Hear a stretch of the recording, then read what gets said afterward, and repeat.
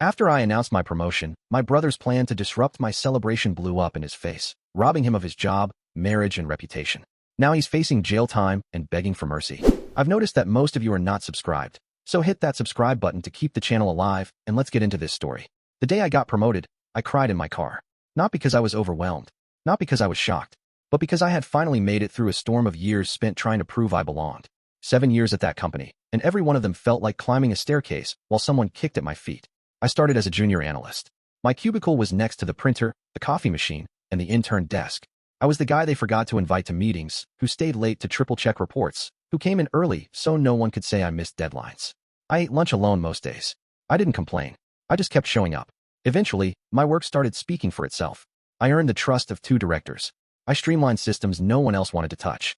I picked up projects when others dropped them. By year 5, I was the person they sent to fix things quietly. No glory, just results. But I never got the recognition. Not in a public way. I was the guy you relied on, but didn't celebrate. Until this year. Regional Director. Official. Signed and sealed. It came with a better title, more money, a team under me, and the kind of stability I hadn't allowed myself to imagine. I called my mom that afternoon. Told her the news. She cried. I could hear the smile through the phone. Then my dad got on the line. Said, "That's great. Sounds like you're catching up to your brother." There it was. The benchmark. Derek. My older brother. 2 years ahead of me in age and 10 years ahead in family pride. The golden boy. Everything he touched turned into applause. Varsity athlete. Sales prodigy. Married young. 2 kids by 30. Big house in a gated suburb. Weekends on a boat. He always made it look easy. The funny part? It usually was. Derek knew people. Got indoors because he made people laugh or bought the first round. He had charm, but not depth. And when things didn't work out, someone was always there to cushion the fall. I wasn't bitter. At least, not at first. I had learned to live in his shadow. It was familiar, predictable, but this time was supposed to be mine. I told them I was planning a small dinner to celebrate. Nothing huge. Just some close friends, a few colleagues, family. A way to mark the moment without fanfare. My mom said she'd bring dessert. My dad offered to help with the grill. Derek said, "You sure it's not too soon to celebrate? You haven't even started yet." I smiled through it. He came late to the dinner. Showed up in a pressed shirt, smelling like expensive cologne, like he was coming from somewhere better. Gave me a backhanded handshake and said, "Congrats, big guy. Guess hard work finally pays off for some people." He spent most of the night talking about his new car, his quarterly bonus, a potential trip to Spain. Every story was louder than the last. Every detail designed to pull eyes back to him. My coworkers noticed. One of them asked me later, "Is he always like that?" I shrugged. Said, "Yeah, that's Derek." I didn't know then what he had already started doing behind the scenes. While I was prepping that dinner, Derek was reaching out to people in my company. People I barely knew, former employees, LinkedIn contacts with mutual friends. He reached out to one guy in particular, someone who got let go a year ago for trying to run a consulting business while on company time. Derek fed him a story. Said I got the job unfairly. That I manipulated internal reviews. That I had a side hustle too. Freelance consulting work from years ago that I had already disclosed when I joined. He asked if the guy had any dirt. Something to send to corporate. Something to set the record straight. And he got it. Screenshots. Out of context emails. Things that looked sketchy if you didn't know the full picture. Derek packaged them. Added his own commentary. Sent it all to my company's ethics hotline through a fake email account. Claimed to be a concerned employee. Said I was unethical. Untrustworthy. I had no idea. I was busy printing thank you cards and trying to pick out curtains for my new office. A week later, my boss called me in. Said they received an anonymous complaint. Said I wasn't in trouble, but they needed to investigate. My heart sank. I explained everything. Pulled old paperwork, forwarded disclosure emails, showed how everything had been cleared by HR years ago. They believed me. Eventually. But it shook me. That's when I started looking at things differently. A few coworkers mentioned Derek had been asking questions about the company. Who handled audits? Who to contact with concerns? What our whistleblower policy looked like. No one thought anything of it. Until I did. I started digging. Pieced it together. The anonymous email. The timing. The language. The formatting. The small phrases Derek always used. Just saying, someone had to bring it up. It all pointed to him. I felt sick. Angry. But mostly, cold. This wasn't just a petty jab. It wasn't a sibling rivalry. He tried to end my career. And he did it with a smile on his face, sitting in my house, eating my food. I didn't tell anyone. Not yet. I gathered proof. Quietly.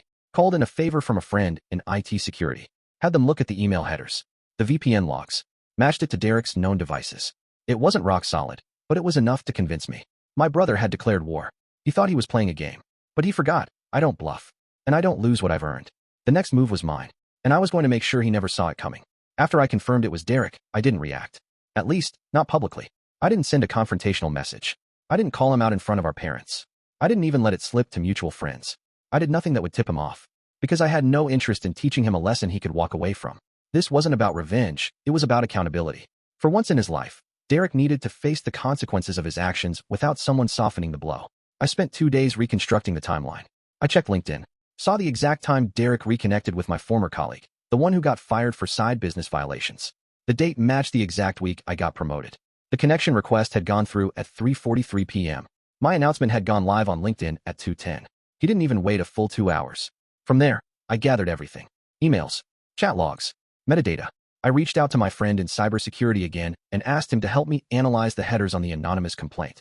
He confirmed what I already suspected. The VPN used to send the email matched one tie to an account Derek had used before. It wasn't conclusive in a courtroom sense, but it was airtight for what I needed next.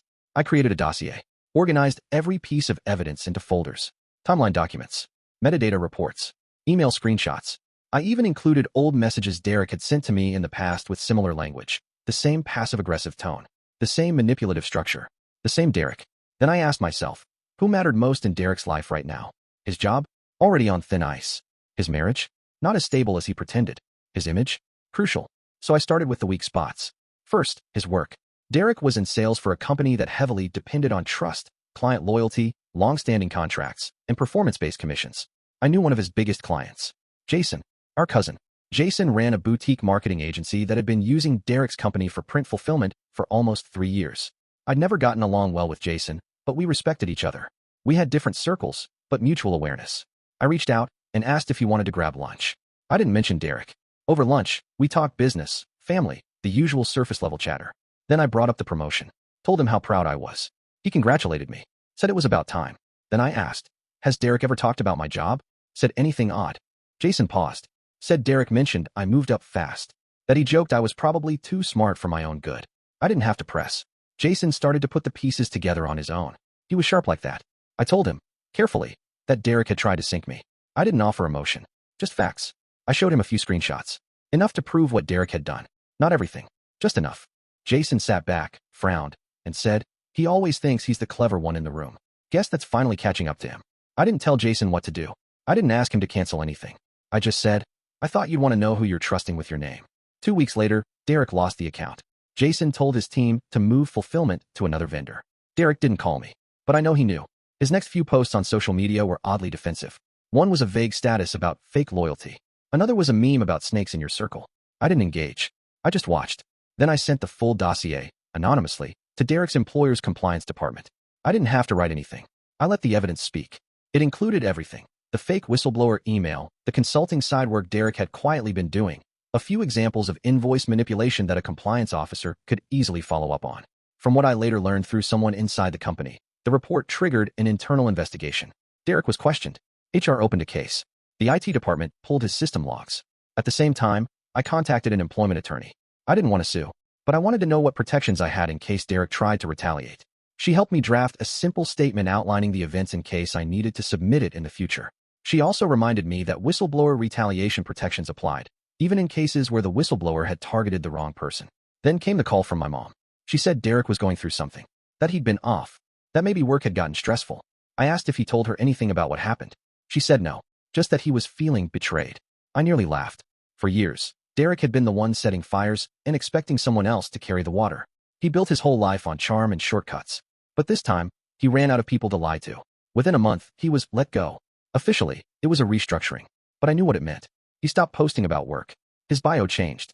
His calendar cleared up. Then came the fallout at home. His wife, who I always suspected knew more than she let on, found out about the fake email, the job loss, the compliance report, the lies. I don't know how. Maybe someone at his old company told her. Maybe she went through his phone. All I know is she kicked him out, changed the locks, posted a cryptic but clear message on Facebook. Sometimes the mask falls off, and the truth is uglier than you ever imagined. Their mutual friends took sides. Quietly, subtly, I watched Derek's circle shrink. Not overnight, but in chunks. His calls started again. Late at night, he left voicemails. Slurred, rambling, sometimes apologizing, sometimes angry. He accused me of ruining his life, of taking it too far, of being jealous. I saved every voicemail, logged every call. I never responded, because Derek didn't ruin my promotion. He didn't take my job. He didn't stop my rise. But I ended his illusion. And for the first time, he had to look at his reflection and realize no one else was standing behind him to take the hit. He was on his own, exactly where he left me for years. and I was just getting started. After Derek lost his job and his wife walked out, I expected him to go quiet. To retreat, maybe reflect. But Derek doesn't retreat. He reloads. The next phase wasn't an apology tour, it was a smokescreen. He started posting again on social media, carefully curated pictures of his kids, motivational quotes about rebuilding, vague posts that danced around accountability. Rock bottom is a solid foundation, one said. Another, you find out who your real friends are when the applause stops. He was trying to shift the narrative, turn himself into the wounded protagonist who'd been wronged by circumstance. And to people who didn't know the full story, it probably worked. Some extended their sympathy. Some reshared his posts. Some even commented things like, "You've got this, bro," and "Comeback season." I watched it unfold from a distance, unbothered. But while Derek was busy playing the long-suffering victim, I was still receiving updates from people in his orbit. Not because I asked, but because they knew what he did, knew who he was. And more importantly, they respected that I hadn't gone public with it, that I hadn't retaliated the way he expected. Turns out, quiet power carries weight. One friend, a mutual from college who had kept in loose contact with both of us, reached out. Said he'd been approached by Derek about a business opportunity. Something to do with private consulting, maybe a startup idea. He wanted funding, support, mentorship. My friend asked me bluntly, "Is it worth getting involved?" I told him, "Only if you enjoy burning money and bailing people out." That conversation ended quickly. It wasn't the only one. Another former colleague of Derek's called me, frustrated. Said Derek had tried to use my name in a meeting to secure credibility. Said we were working together again, that I'd vouch for him. I hadn't. I never would. That colleague pulled out of the deal. Derek's credibility was cracking in real time. And that's when the court notice dropped. I hadn't expected it to move so fast. But when corporate compliance handed over evidence to authorities, things escalated. The issue wasn't just the forged email or the whistleblower complaint. It was the side work, the billing manipulation, the fabricated numbers tied to active clients. Once that hit legal review, it was no longer a corporate problem. It was criminal. Derek was charged with fraud, falsifying business records, and breach of fiduciary duty.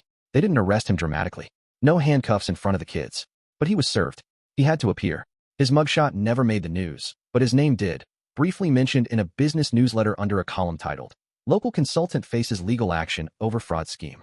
It was vague, but to anyone who knew the story, it was loud. I didn't cheer. I didn't send it to anyone. I just archived the article and kept working. Because what people never understood about me, and what Derek definitely never understood, is that I don't need chaos to win. I don't need to explode. I don't need to scream. I just need the truth to come out, and for the silence that follows to do the rest. And that silence was growing louder by the day. Derek started calling again. Different tone this time. Less rage, more desperation. He left me 3 voicemails in one day. The first was vague, said he wanted to talk. The second was more direct, said we needed to clear the air. The third was a full-blown plea, said he was sorry for how things played out, that he missed his brother, that we were family. But he never once said what he did. Not in plain words. Not in accountability. And I wasn't interested in playing therapist to someone who only wanted absolution when his world collapsed. So I didn't answer. I didn't even listen to the voicemails all the way through. I saved them, filed them, moved on. But Derek didn't move on. He filed a motion to dismiss one of the charges, tried to spin the narrative in court, said it was a misunderstanding, that he was overworked, that the signatures weren't forged, just expedited, that the client had approved everything verbally. It didn't land. The company pushed forward with their suit. They had the receipts, dozens of transactions, ghost invoices, altered reports, internal emails. They'd built their own case, and it was better than mine. The trial date was set. My parents didn't know the half of it. My mom called, asking me to check in on Derek. Said he seemed lost. Said the kids were asking questions. I asked if she knew why his wife left. She said, he told us they just needed space. I nearly laughed. Even now, Derek was still spinning his own reality, still relying on charm and misdirection. But charm doesn't land the same when you're under investigation. The final blow wasn't loud either. It was the sound of someone realizing the world isn't going to bend to their delusions forever. That eventually, the mess you leave behind starts asking questions. That sooner or later, you run out of people to point fingers at. Derek's court date was coming, and he was out of place. He hadn't just burned bridges. He'd torched the entire map. And I was already on the other side, building something better, stronger, real. The last thing I needed to do was let the fire die out on its own. One more part, and the chapter would close for good. The day of Derek's court hearing arrived with no fanfare. No crowd. No reporters. Just a gray morning, a stiff breeze, and a man walking into the courthouse in a suit that didn't fit the way it used to. I didn't go. I didn't need to. I already knew how it would unfold. This wasn't television. There would be no final speech, no shouting match, no dramatic breakdown. Just paperwork, evidence, testimony, and eventually, accountability. The charges had stuck. Fraud, falsifying records, breach of contract. The prosecutors were meticulous. They had outlined every manipulated invoice, every falsified signature, every under-the-table client arrangement Derek had orchestrated during his time at the company. They painted a picture that didn't need exaggeration. The facts were enough. He pled not guilty, of course. His lawyer argued that he had been under pressure, that he had made errors in judgment, not crimes. That this wasn't malicious, it was desperation. But desperation isn't a defense when you've been warned. When you've had chances to stop. When you've actively buried the truth to stay ahead. The trial lasted 3 days. Shorter than expected. His old company had come prepared. Witnesses. Audit trails. Logged internal emails. Screenshots. His defense was flimsy. The jury didn't take long. Guilty. Not on everything. But on enough. He wasn't sent straight to prison. The judge gave him 90 days to prepare. To get his affairs in order. There would be fines. Restitution. Probation after his sentence. But he'd do time. Not years. Months. But for Derek, that might as well have been a lifetime. My mom called the next day. I let it go to voicemail. She didn't cry. Her voice was flat. Exhausted. Said she didn't know what to say anymore. That everything felt surreal. That she couldn't understand how her son ended up here. The way she said her son made it sound like she was talking about a stranger. And maybe, finally, she was starting to see the stranger for who he really was. The following week, I got a letter in the mail. No return address. But I recognized the handwriting. It was from Derek. It wasn't long. Just 2 pages. Most of it was filler. Talk about how things had spiraled, how the pressure got to him, how he didn't think things would go that far. He talked about the house he lost, the car he had to sell, the friends who stopped calling. But there were no details about the choices he made. No ownership. Just a fog of regrets without the clarity of acknowledgement. At the very end, he wrote, I never thought you'd do this to me. Not, I'm sorry I did this to you. Not, I was wrong. Just a statement that confirmed everything I already knew. He still didn't get it. I folded the letter. Didn't tear it. Didn't burn it. Just placed it in the back of a filing drawer under a stack of old receipts. Because here's the thing. What happened to Derek wasn't something I did to him. It was something he built, brick by brick, lie by lie. I didn't sabotage him. I didn't expose him. I simply refused to cover for him anymore. I used to think protecting family meant staying quiet, keeping secrets, carrying burdens that weren't mine. That loyalty meant silence. That turning the other cheek made you strong. But now I know that strength isn't swallowing pain. Strength is not letting it define you. When someone tries to wreck what you've built, what you've bled for, you don't owe them kindness. You owe them truth. And the truth was this. Derek's world fell apart because it was built on shortcuts and ego. And when you build your foundation on falsehoods, don't be surprised when it all comes crashing down. In the months after his sentencing, I saw less and less of Derek in our family group chats. He stopped commenting on posts. Stopped forwarding videos. My parents mentioned him less. Conversations drifted elsewhere. Holidays, recipes, weather. It was as if everyone quietly agreed to pretend he was just away. I didn't correct them. I moved forward. Bought a new house. Nothing showy, but something mine. Started hosting dinners with friends who knew my story and didn't use it against me. I took a 2-week trip across the coast. Breathed fresh air. Sat on empty beaches. I wrote a little. Mostly for myself. I stopped checking Derek's socials. Blocked his number. I didn't need the updates. I already knew how his story ended. Not in a cell. Not in shame. But in solitude. In the cold realization that no one was coming to fix it this time. That the person who always stepped in to clean up his wreckage was finally gone. There's no satisfaction in watching someone unravel. No joy. Just closure. The kind that doesn't need a conversation. The kind that isn't shared. The kind you feel when you finally realize you were never the problem. I didn't win. He lost. And I survived him. That's the part no one talks about. The survival. The years you spend trying to stay afloat while someone drags you down, masked in brotherhood, cloaked in obligation. You don't even know how heavy it is until it's gone. Then you breathe. Then you live. That's where I am now. Living. Breathing. Free. And not once looking back.